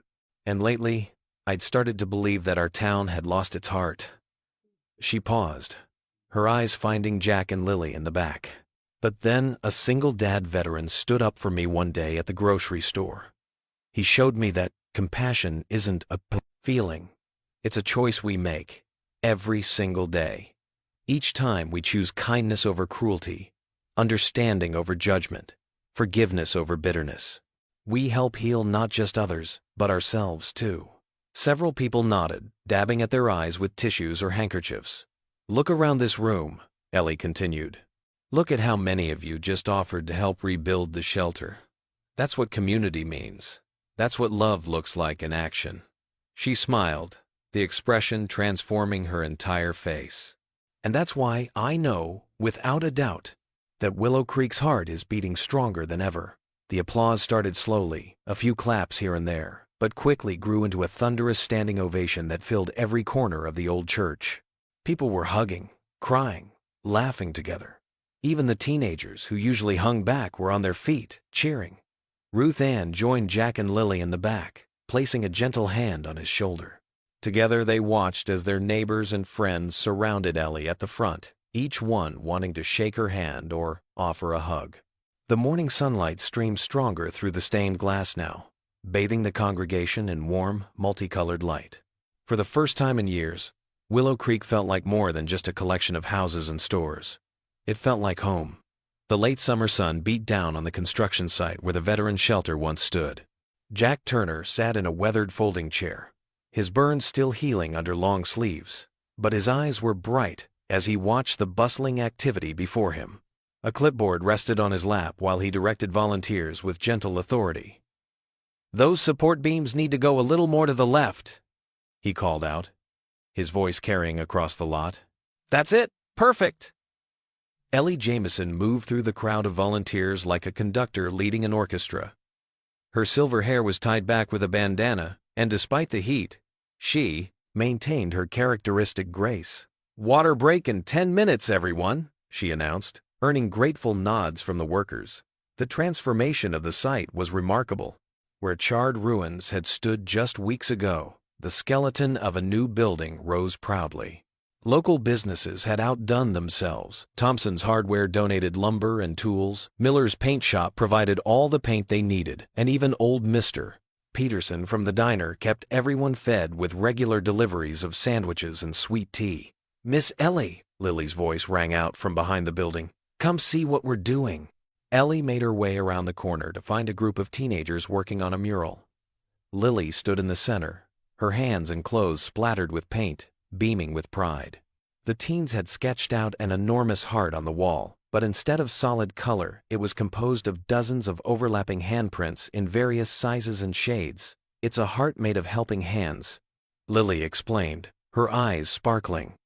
"Because that's what brought everyone together." Ellie's eyes misted over as she watched more volunteers add their handprints to the design. "It's beautiful, sweetheart. Absolutely beautiful." Under a large white tent nearby, Ellie's literacy class had resumed. 6 veterans sat at folding tables, working through their lessons with determined concentration. The familiar routine had survived the fire, a testament to resilience that went beyond mere buildings. "Hey, Mr. Turner," called out Tommy Jenkins, a local high school quarterback who'd been helping all week. "Where do you want these windows?" Jack consulted his clipboard, stacked them carefully by the east wall. "We'll start installing them tomorrow." He shifted in his chair, wincing slightly at the movement, but his smile never wavered. The sound of his laughter surprised everyone when Billy Matthews, one of the younger volunteers, accidentally painted himself into a corner and had to do an awkward dance to get out. It was a warm, genuine sound that had been missing for too long. "Daddy's laughing more," Lily whispered to Ellie as they sorted through paint supplies. "He used to only smile a little bit, but now he really laughs." Ellie squeezed the girl's shoulder. Sometimes people just need a reminder that they're not alone. Throughout the afternoon, more townspeople arrived with donations: curtains, furniture, books for the library corner.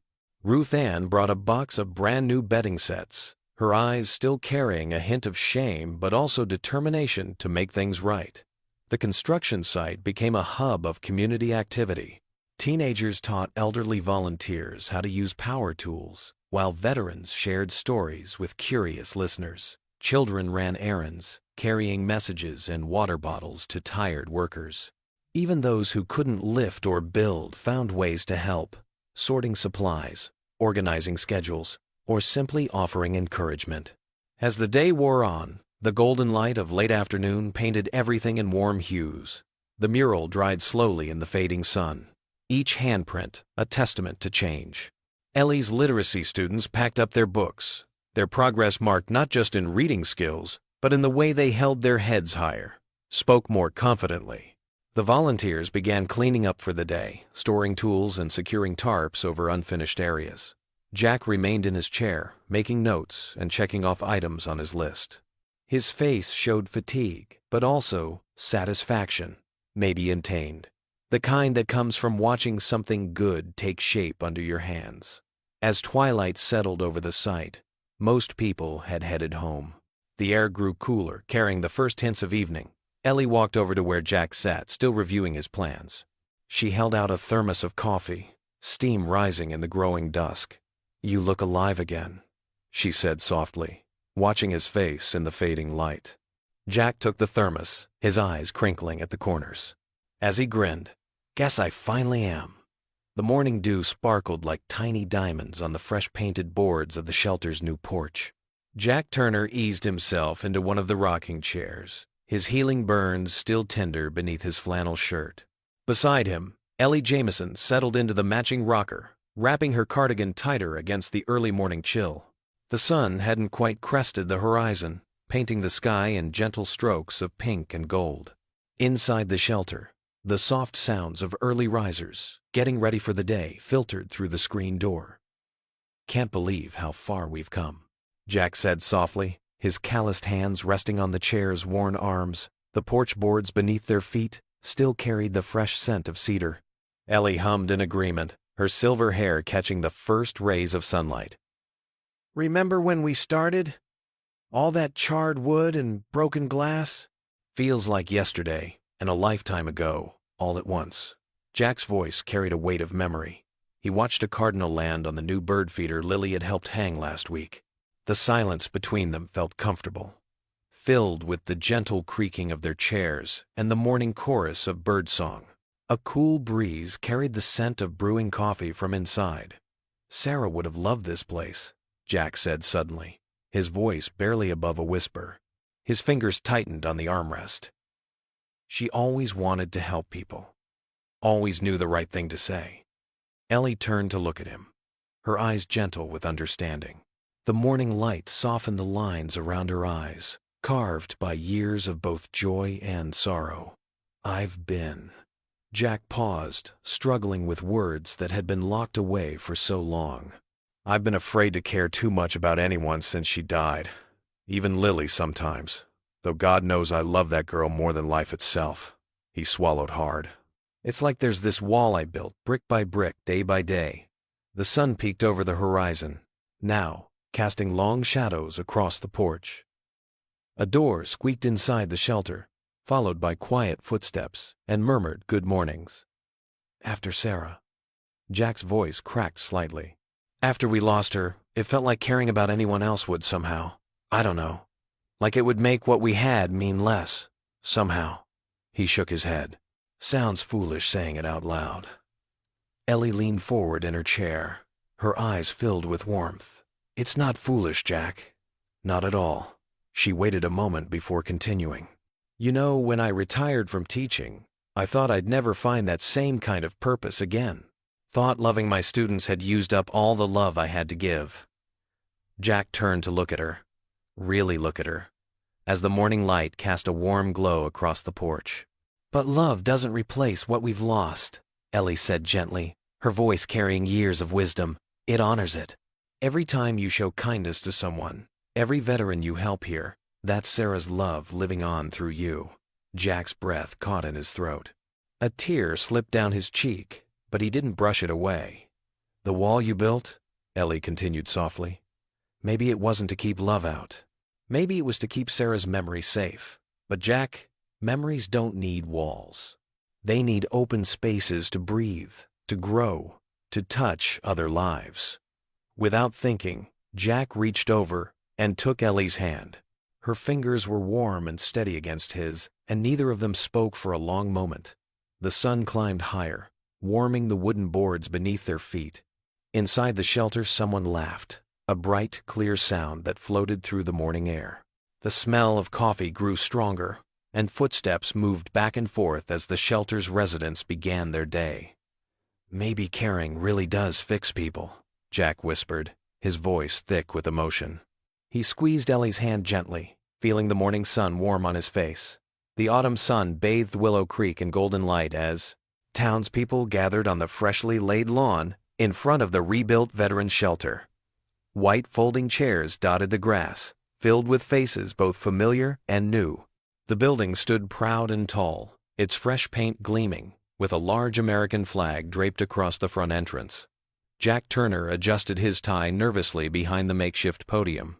His burns had mostly healed, leaving only faint scars on his forearms, badges of courage, Lily called them. He caught sight of his daughter in the front row, wearing her Sunday best, her small hands clutching the sheet music she'd been practicing for weeks.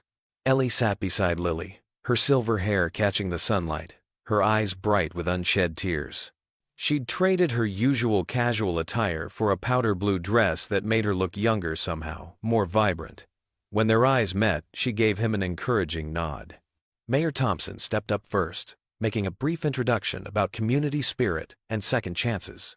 Jack barely heard the words, his mind drifting to that first day at the grocery store when a simple act of kindness had changed everything. Then it was his turn. Jack gripped the podium edges, his hands steady despite his racing heart. The microphone squealed briefly before settling into silence. He cleared his throat. When I came home from Iraq, he began, his voice low but clear, I thought I'd left all my battles behind. But sometimes the hardest fights are the ones we face right here at home. The fight against loneliness, against giving up, against losing faith in humanity. A gentle breeze rustled through the crowd. In the back, several veterans stood at attention, their faces solemn and understanding. I lost my wife Sarah 5 years ago, Jack continued, his voice catching slightly. And for a long time, I thought caring about anything or anyone was just asking for more pain. Then, I met someone who taught me different. He turned toward Ellie, whose cheeks flushed pink. Miss Eleanor Jameson didn't just stand up for one homeless veteran that day in the grocery store. She stood up for something bigger. The idea that kindness matters, even when it costs us something. Maybe especially then. Ruth Ann Blevins dabbed at her eyes with a handkerchief, her usual perfectly composed appearance softened by emotion. This shelter isn't just about giving veterans a place to sleep, Jack said, gesturing to the building behind him. It's about showing everyone that they matter, that someone cares. That's what Ellie taught us all. The crowd murmured in agreement. Several heads nodded. In the military, we talk about heroes. Jack's voice grew stronger. But sometimes the biggest heroes are the ones who fight the everyday battles. The battle to stay kind in an unkind world. To keep believing when it's easier to give up. To stand up when everyone else sits down. He paused, swallowing hard.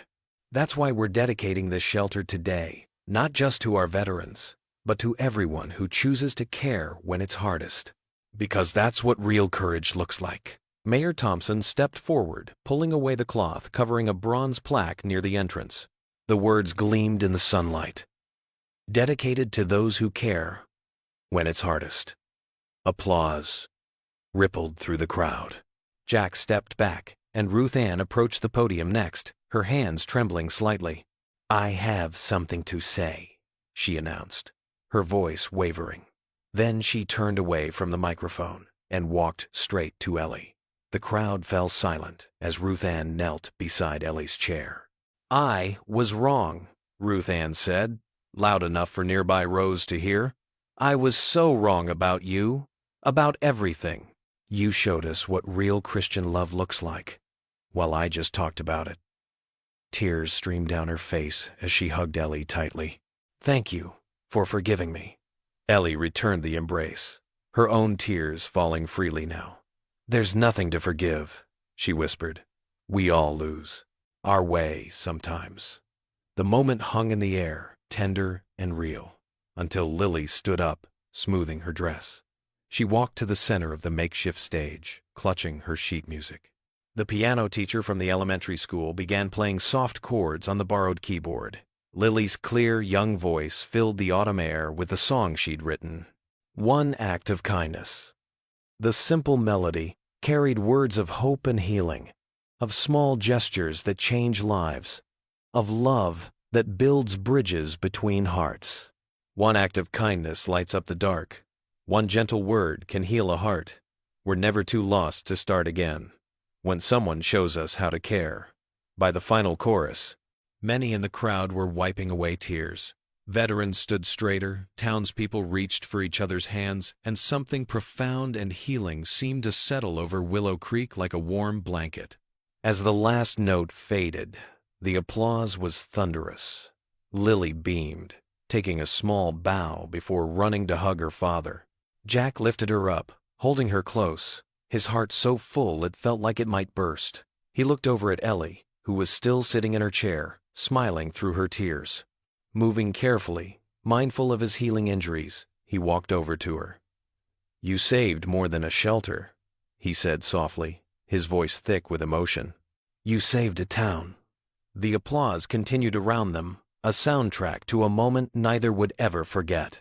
Golden rays of sunset painted long shadows across Willow Creek's maple-lined streets as Eleanor Jameson stepped out of the veteran shelter. The bronze autumn light caught the dust motes dancing in the doorway behind her, and she took a moment to breathe in the peaceful silence that followed a day well spent. Her worn leather bag hung heavy on her shoulder, filled with the day's reading materials and handwritten thank you notes from her students. Precious scraps of paper covered in shaky handwriting that spoke of gratitude and hope restored. The evening air carried the sweet scent of autumn leaves, mingling with the fresh paint that still lingered around the rebuilt shelter. Somewhere in the distance, she could hear the gentle hum of life, returning to normal, doors closing, cars starting, the soft murmur of families gathering for dinner. The very sounds that had once made her feel so terribly alone now wrapped around her like a warm embrace. She paused to lock the door, her fingers brushing against the new brass nameplate that read, Eleanor Jameson, Literary Program Director. The metal was cool beneath her touch, still bright and unmarked by time. A smile tugged at her lips as she remembered how far they'd come from those first uncertain days of teaching under a makeshift tent, when she'd wondered if anyone would even show up to listen to an old woman read stories. "Miss Ellie, wait up." Lily's voice rang clear through the quiet street, cutting through the evening stillness like a bell. Ellie turned to see Lily Turner bouncing down the sidewalk, her dark braids swinging with each exuberant step. The girl's face was flushed with the kind of joy that only children could carry so effortlessly, her eyes bright with the last golden light of day. Behind her, Jack followed at his characteristic steady pace, carrying a wicker basket overflowing with fresh-cut flowers from the shelter's new garden. His sleeves were rolled up despite the evening chill, revealing the fading scars on his forearms, those jagged reminders of courage from that terrible night months ago when he'd run into burning flames to save lives. "Well, what a lovely surprise," Ellie said, her eyes crinkling with genuine warmth. "I thought you two had headed home hours ago. Daddy wanted to pick flowers for the veterans' rooms tomorrow," Lily explained breathlessly, falling into step beside her with the easy familiarity of a granddaughter.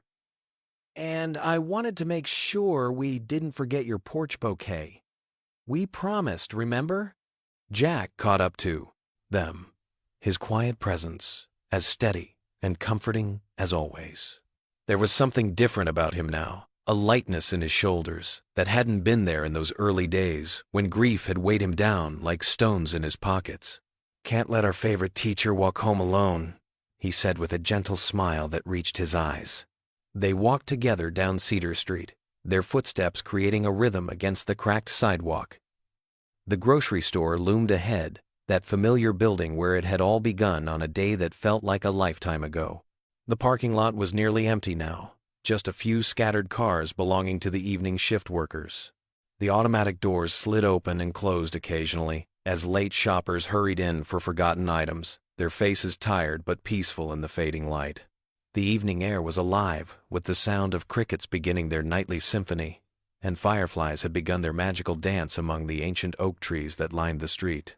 Lily skipped ahead of them, her sneakers slapping against the pavement as she chased the tiny glowing creatures, catching lightning bugs in her cupped hands before releasing them with delighted giggles that echoed off the quiet houses. "Remember when we first met right there?" Jack nodded toward the store's glass entrance, where fluorescent light spilled out onto the pavement. "You were standing up to those bullies, even though you were shaking like a leaf." Ellie felt her cheeks warm at the memory. "I remember feeling so alone," she admitted softly, her voice barely above a whisper. "Like I was the very last person in this entire town who still believed in kindness. Like maybe I was just a foolish old woman holding on to something that had died years ago." "You weren't alone," Jack said, his voice firm with conviction. "You just showed the rest of us how to be brave again, how to remember what we'd forgotten." They turned onto Maple Drive, where Ellie's small white house sat, nestled between towering maple trees that had begun their autumn transformation. Her white picket fence stood pristine in the fading light, no longer bearing the cruel words that had once been spray-painted across its surface. The painted flowers that Lily had carefully added along the bottom edge months ago had inspired a neighborhood trend. Now similar decorative touches adorned fences all through the area, creating a tapestry of color and hope that stretched down every street. Mrs. Henderson from next door was watering her chrysanthemums, and she waved cheerfully as they passed. "Evening, Ellie. Beautiful day at the shelter today, I heard. The best kind," Ellie called back, marveling at how different things were now. There had been a time when her neighbors barely acknowledged her existence. As they reached her porch, the very same spot where Jack had first walked her home on that uncertain evening months ago, Lily ran up the wooden steps and spun around, her arms spread wide. "Can we arrange the flowers with you, Miss Ellie? Please? I picked out the prettiest ones just for you." "Of course, sweetheart." Ellie set her heavy bag down beside the door and settled into one of the wooden rocking chairs that Jack had repaired for her after the vandalism. The chair creaked softly under her weight, a comforting sound that spoke of home and belonging. Jack placed the overflowing basket on the small table between them and began sorting through the blooms with careful hands, cheerful daisies with bright yellow centers, vibrant black-eyed Susans that seemed to glow in the twilight, and late-blooming zinnias from the shelter's garden in shades of pink and orange. Each flower had been chosen with care, picked by veterans who took pride in their small garden plot behind the shelter. "You know," Jack said quietly, handing Lily a perfect daisy to add to the arrangement they were creating. "I need to thank you, Ellie. Really thank you." "Thank me? Whatever for?" Ellie asked, genuinely puzzled. If anything, she felt like she should be thanking him for everything he'd given her: purpose, friendship, a reason to believe again, for showing me that compassion still exists in this world. After Sarah died, I'd closed myself off completely. Built walls so high I couldn't see over them anymore. He paused, watching Lily arrange flowers with the serious concentration that children brought to important tasks. I thought it was safer that way. Thought if I didn't care, I couldn't get hurt again. But you reminded me that caring for others isn't weakness. It's the strongest, most courageous thing we can do. Lily finished her arrangement, stepping back to admire her handiwork before wrapping her small arms around Ellie in a tight hug that smelled of sunshine and childhood innocence. "Thank you for making Daddy smile again," she whispered against Ellie's shoulder. "He was so sad for so long, but now he laughs when I tell jokes." Ellie held the girl close, her heart full to bursting with a happiness she'd thought was lost forever. She looked out at her street, at the neighbors walking dogs and chatting on porches, at the warmth and genuine connection that had replaced the cold indifference of before. A group of veterans from the shelter waved as they passed by, heading to their weekly dinner at Murphy's Diner, where Sal always saved them the best table by the window. Their laughter carried on the evening breeze, rich and real. Ruth Ann's blue sedan slowed as she drove past, and she rolled down her window to call out a cheerful greeting. "Beautiful evening, isn't it? See you at church Sunday, Ellie." The transformation in Ruth Ann still amazed Ellie sometimes. The woman who had once spread vicious rumors now organized charity drives and volunteered at the shelter's kitchen every Tuesday. People could change, Ellie had learned. Hearts could soften. Grace could reach even the most hardened souls. "People do care, after all," Ellie whispered, her eyes misting over with tears of joy and gratitude. The trio stood together on the porch for a long moment, watching the last rays of sunlight paint the sky in brilliant oranges and pinks that reflected off the windows of houses throughout the neighborhood. The air was growing cooler now, carrying the promise of winter, but still holding on to autumn's gentle warmth. Jack gathered the empty basket, checking to make sure they hadn't dropped any flowers, and they began their leisurely walk toward his house, 3 blocks away. Their footsteps echoed softly on the sidewalk as golden streetlights flickered to life overhead, one by one, creating pools of warm light that stretched before them like a path to somewhere beautiful. The old lampposts had been restored as part of the town's renewal project, their vintage charm adding character to streets that had once felt forgotten. Lily's laughter rang out as she chased another firefly, the sound mixing with the gentle chorus of crickets and the distant sound of children being called in for baths and bedtime stories. Jack and Ellie followed at a comfortable pace, sharing the easy silence of true friends who didn't need words to communicate their contentment. The town around them felt different now, healed and whole, bound together by threads of love and courage that had always been there, waiting beneath the surface to be rediscovered. As they reached the corner where Jack would turn toward his own street, he paused and looked back at the path they'd traveled. "You know what the real miracle is?" he said softly. "What's that?" Ellie asked. "We didn't change the town. We just reminded it of what it already was." And as they said their goodnights and went their separate ways, Ellie carried those words with her like a blessing. She had once believed the worst, that kindness had died, that no one cared anymore. But one man had stood up for her when she needed it most, and in doing so he had reminded an entire community that caring never truly dies. It just sometimes needs someone brave enough to bring it back to life. What would you do if you were in their place? Comment your answer below, and let's see how you'd rewrite the ending. If you enjoyed the story of Jack Turner, I handpicked the next story that you will enjoy. Please don't miss this one. Click here to watch it.